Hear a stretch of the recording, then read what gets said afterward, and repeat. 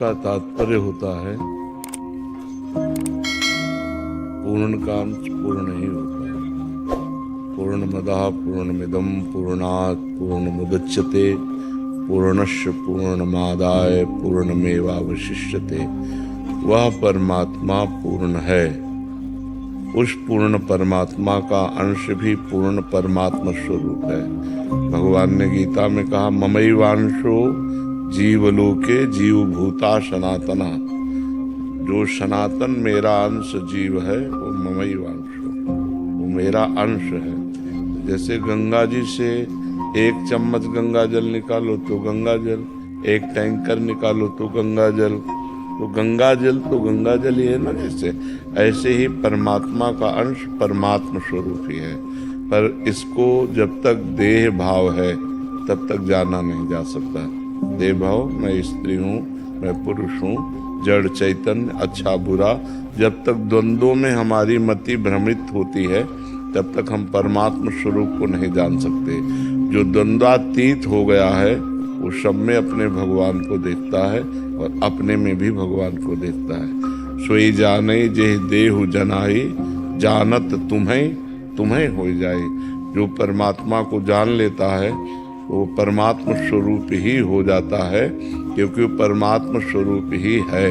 तो तत् त्वम असि, मैं कौन हूँ?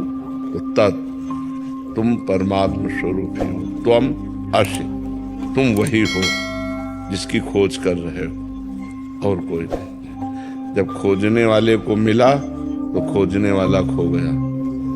जब तक मिला नहीं तब तक खोजने वाला रहा, और जब मिला तब खोजने वाला नहीं। जब मैं था तब हरि नहीं, और अब हरि हैं, मैं खोजने वाला गायब हो गया।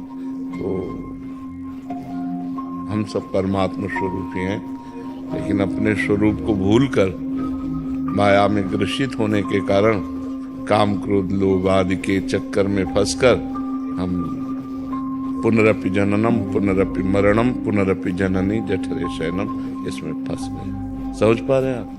नाम जप करो, शास्त्र स्वाध्याय करो, सत्संग सुनो, पवित्र आचरण से रहो तो जान जाओगे। भगवान कृपा करेंगे तो आप अपने स्वरूप को जान जाओगे। अपना स्वरूप ब्रह्म स्वरूप है, परमात्मा स्वरूप है, जिसमें आग्नेयास्त्र का भी प्रवेश नहीं है, वायवास्त्र वरुणास्त्र इन दिव्यास्त्रों का भी प्रभाव जिसके ऊपर नहीं, वो मैं हूं। नैनम छिन्दन्ति शस्त्राणि नैनम दाहति पावकः न चैनम क्लेदयन्त्यापो न शोष्यति मारुता। वो हमारा दिव्य स्वरूप है। पर हम जन्म मरण वाले इस शरीर में आसक्त हो गए, इसलिए बार बार हमको दुर्गति भोगनी पड़ती है। एक बार हमें चांस मिला है ये मनुष्य शरीर देकर भगवान ने कि हम अपना कल्याण कर लें और अपना उद्धार कर लें, पर वो भूमि परत भा ढाबर पानी तिम जीव ही माया लपटानी। जैसे ऊपर से स्वच्छ जल गिरा नीचे आकर गंदा हो गया, ऐसे जन्म लेते ही ये माता, ये पिता, ये भाई, ये बंधु, फिर जवानी, फिर पत्नी, फिर पुत्र, फिर पौत्र, बस इसी में पूरा जीवन निपट गया।